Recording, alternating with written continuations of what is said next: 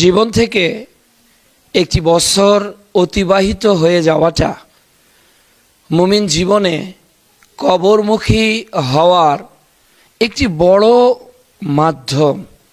আমার জীবন থেকে একটি বছর আমি হারিয়ে ফেলেছি, অর্থাৎ হায়াত দুনিয়ার জীবন থেকে যেমন আমার এক বছর কমে গিয়েছে, অনুরূপভাবে কবরের দিকে আমি এক বছর এগিয়ে গিয়েছি।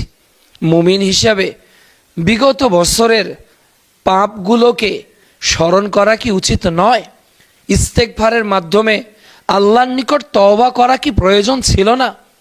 নতুনভাবে নিজের জীবনকে নতুন উদ্দীপনা নিয়ে ইমানে, আমলে, আকীদায় নিজেকে শুধরানো, নিজের জীবনের নতুন সূচনা করা কি আমাদের দায়িত্ব নয়?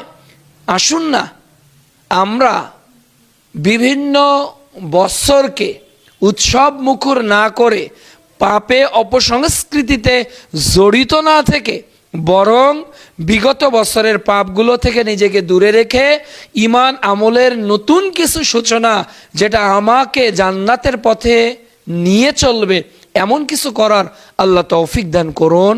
আসসালামু আলাইকুম ওয়া রাহমাতুল্লাহি ওয়া বারাকাতুহু।